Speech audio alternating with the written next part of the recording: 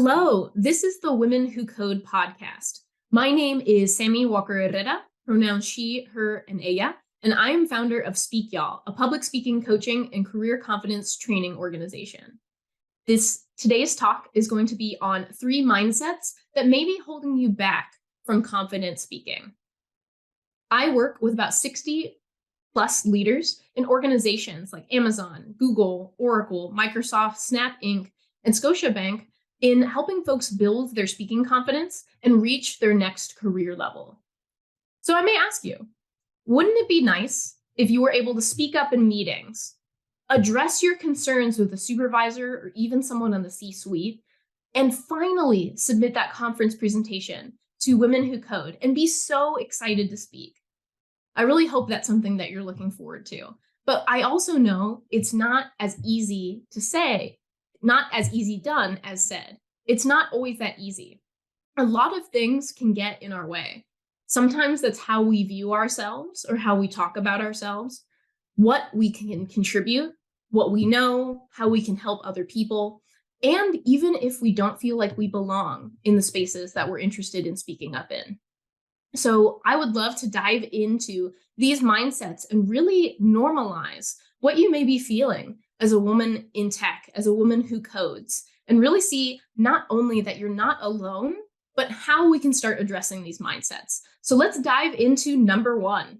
And that first one that I hear very consistently from folks of all genders and folks from all different levels, whether they are entry, mid-level, senior level, the executive suite as well, is I'm shy or I'm an introvert, which usually translates to I don't want to be the center of focus. I don't want to be in that spotlight. What I like to think about regarding shyness is that shyness is something that someone can have regardless of their personality type. So there's so many articles, so many podcasts, so much media regarding extroversion and introversion, right? And there are extroverts who are shy. That may be surprising to you if you're an introvert or an ambivert. And there are extroverts who they don't like being in the spotlight. They like being around where the action is, but maybe they don't want to be the main person in that moment. They don't want to be the one speaking out or speaking up at that time. Also, when you think about introverts, whether you're an introvert or not, you think of some folks who maybe they take a little bit more time to warm up to new folks or in new environments, but you see them chatting, laughing, gesturing, being huge talkers, big speakers when they're around people that they're comfortable with. I've seen many introverted leaders who feel very comfortable leading their teams, leading their peers and colleagues because they've built really strong relationships with them. And in building those relationships, shyness is often related to having a really excellent listening ability, which I see as a very underrated speaking skill. When folks are speaking, they want to know that not only were they heard, but they were understood as well. And many people who may be a bit more shy, maybe a bit more in the background, often are very much listening to make sure that they understand the emotional tonality, they understand what the next steps are. And that is something that understanding those key underpinnings of what makes humans tick or what moves an organization forward can often help someone be a really strong speaker. When I think about that sense of feeling shy, I think about someone that I worked with named Julia, who described herself as extremely shy. She described herself as an introvert, someone who is not good at public speaking, extremely shy. And I could see that in some of her speaking. Because, for example, she had a very quiet voice at a very low volume, kind of like this. She also had many filler words, so kind of stammering or stumbling in her speaking, that more of that nervous energy or nervous look to her face as well. And she decided to work on her public speaking because her goal was to have a lot more of that dynamic presence, to really be considered a leader in her organization, especially because she worked at a government agency that was not only male dominated, but also related to global crime, where they needed that strong tonality of certainty when she was presenting her reports. So you might be thinking, oh my gosh, I speak super softly. Or you might be thinking, do I speak super softly? I don't even know. Oftentimes, we're very afraid to hear our own voices. We're afraid to listen to the recordings of Zoom meetings where maybe we're leading or even participating. That's totally normal and that's totally fine. You might not know if you have that softer voice unless you've gotten feedback from some other people. And so, what I want to do is teach you a practice to practice building the range of volume in your voice, because there's nothing wrong with having a softer voice when what you're talking about demands a softer voice. Maybe you're talking about, and I was tiptoeing very quietly to the next office because we had the surprise birthday party.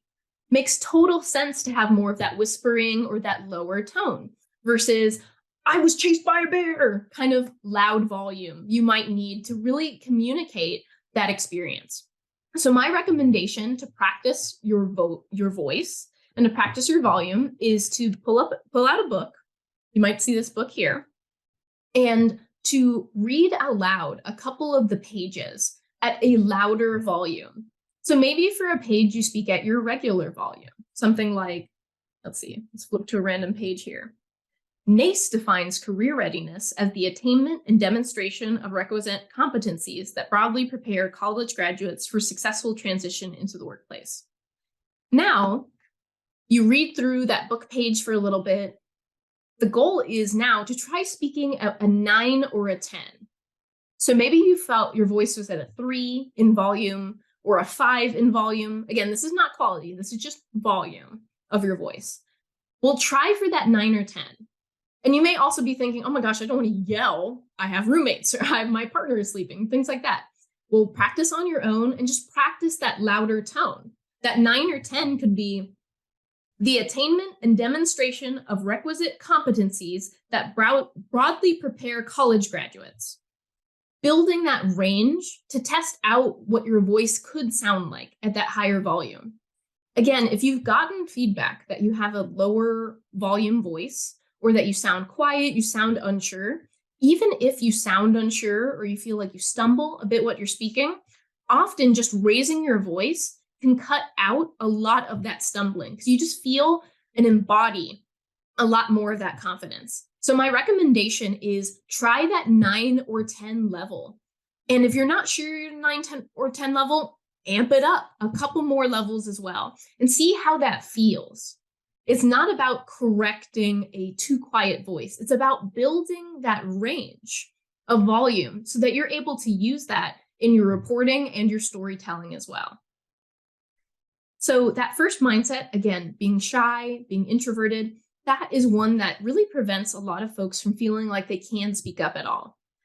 So now you may be speaking louder, or you're practicing speaking louder a couple times a week by reading your favorite book, but maybe you don't know what to talk about. Maybe you don't speak up because you're not sure what you should talk about at all or what your expertise is.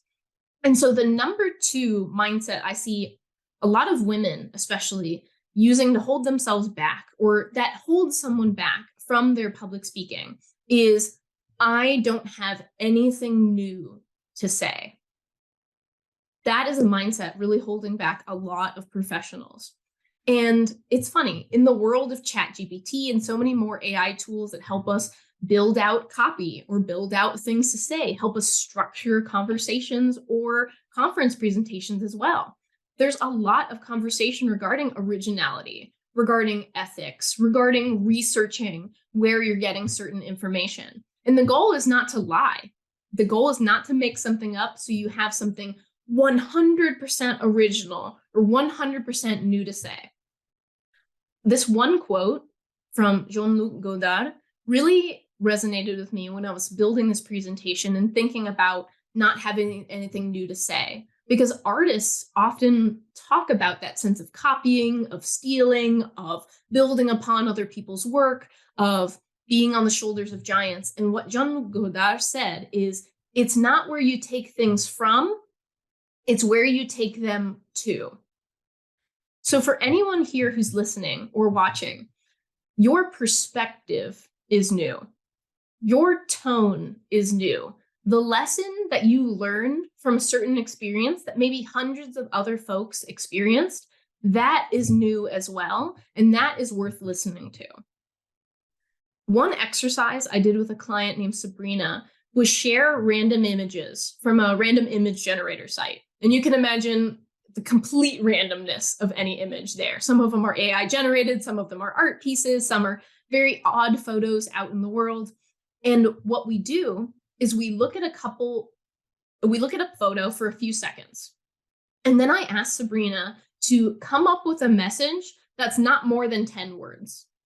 If someone has a message that's over 10 words, it's very easy to get lost, or it's easy to forget what that message is. So for example, Nike's motto, just do it, very easy to remember. For example, let's say that we get an image, a randomly generated image of a dusty light bulb with a cat paw print on it. So I'll have you think. So even without seeing this image, whether you're like on YouTube and you still can't see it, whether you're just thinking about it, again, a light bulb that has a cat paw print on it, I want you to think of what message might come to you. And I'll give you a couple seconds to think of that message.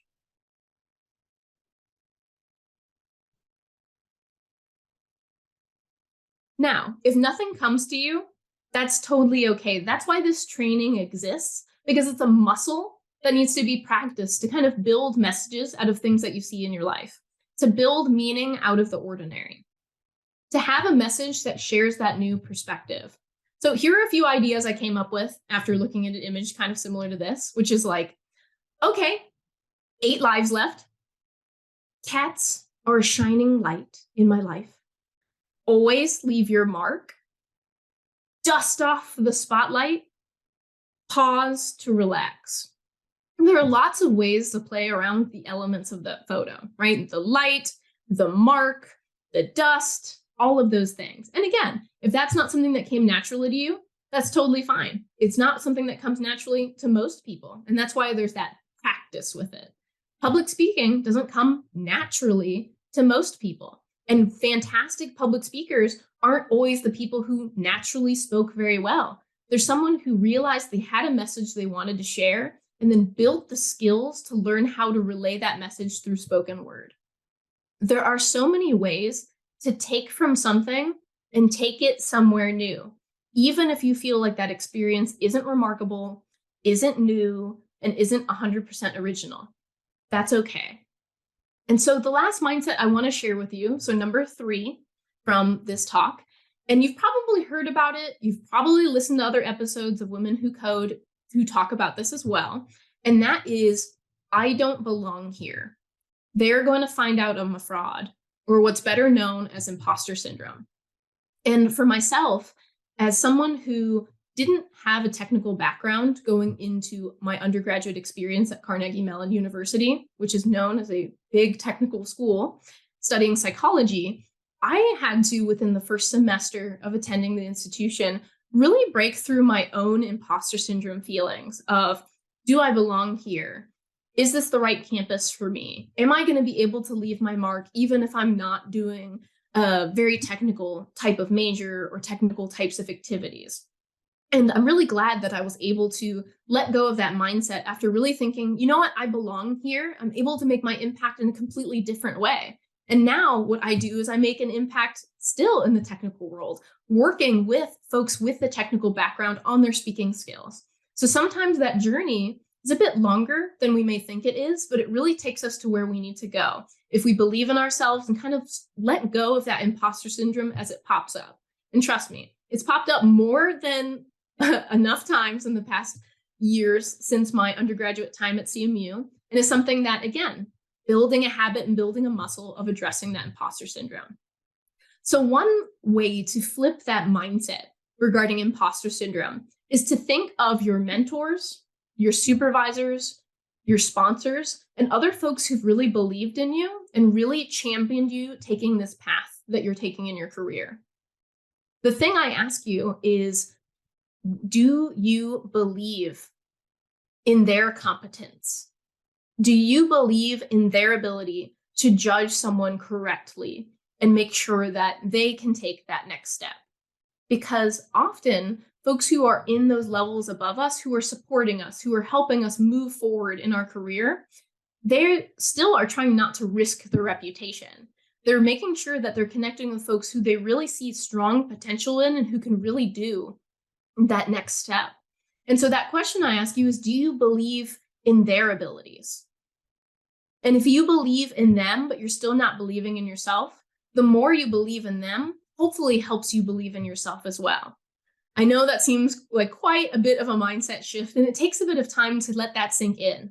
But I hope opening that question is something that's helpful for you as you begin that journey or continue on your journey of addressing imposter syndrome. I worked with someone named Jia, who she started looking for a speaking coach after her maternity leave and right as she was starting a completely new role in project management. In that experience, she was really thinking, oh my gosh, okay, new job. I am transitioning from that maternity leave experience. I don't know if it's going to be too much to also start coaching at the same time. So she took some time to really think about it. And what she realized was, I want to have a different impression at this new organization than I did at my previous organization. And she just had described that she felt like she was known as someone who was really shy, someone who didn't speak up that much, and someone who had that more quiet voice and tone, kind of like we talked about before. And she decided, you know what, this is the perfect time to start coaching, even though I have so many things going on, because I really want to set that new first impression where people know her and her presentation as a confident person from day one. And she decided that within this experience, I really want to address my imposter syndrome in a big way. There's a really fantastic book, if you're a person who loves book recommendations, called Own Your Greatness. Again, the book is Own Your Greatness by doctors Lisa and Richard Orbe Austin. And what they say is, when you believe in another's competence and give them the benefit of the doubt, you can believe in your own competence. And what that brings to me is that you're able to make more of that shift, more of that mindset shift that says, I can start believing in myself. I don't have to fake it till I make it. I can just be who I am. One of the biggest counters to imposter syndrome, something that destroys or deteriorates imposter syndrome significantly, is having a support system. So looking back to your mentors, your sponsors, your supervisors who were really there for you, I recognize, especially with many years of career coaching in my belt or in my toolkit as well, is job search stress, interview performance, fear of public speaking. All of these topics are very emotionally charged. They can be stressful. They can cause tears and a lot of emotion to come up, even at times where you don't expect it. It can really degrade your living. It can really degrade like your sense of being or well-being at that point. And they're just really topics that are hard to talk about. Maybe you don't feel comfortable talking to your current supervisor about it, or you're not sure your peers or your colleagues would fully understand. There are some people who are just more private people and they only let a couple of people know what's going on. And with that, that's okay to recognize as long as we're sharing a bit more of that stress so that it's not becoming shame. Because within shame, it becomes this endless loop of not feeling good enough and then feeling like other folks may be judging you without you even sharing with other folks. And so with that, having that support system, again, of mentors, of sponsors, your own personal board of directors, is what some people call them, or even a coach, someone who may be removed from your day-to-day life, who can give you a new perspective or give you some expert feedback to address your challenges, really helps tackle that mindset block, because you're not leaving that shame, that stress in the dark. You're shining a light on it. Now, that light might have a cat paw print on it, but it's still a very shining light. And it's one that can really help you address some of that shame and move past that mindset that you're not good enough and that you don't belong, because you absolutely do belong and you absolutely deserve the chance to really put yourself and your skills in the most positive light. And so today we talked about those 3 mindsets that may be holding you back from confident speaking, especially the woman who codes. And those are The ways we talked about them are raising your voice. So practicing, literally raising your voice. 2, building messages into your day. Maybe you look at some flowers outside, and that makes you think of spring is coming. Or you look at a bunch of books and you think great practice equals great results. Even if it doesn't seem completely sensical, it's okay to build some of those messages into your life because it reminds you that you always have something new to say. And then lastly, really using your current support system and even building out your support system of folks who can really give you some more of that feedback that maybe you're not getting. And so that you can start chipping away at any of the shame you feel regarding your career success, leveling up, public speaking fear, and other personal and professional development concerns. And so with that, I really thank you for the time in being part of the Women Who Code community. Again, my name is Sammie Walker Herrera, and you can find me on LinkedIn at www.speakyall.com and at speakyall on any of your preferred social media. Thank you.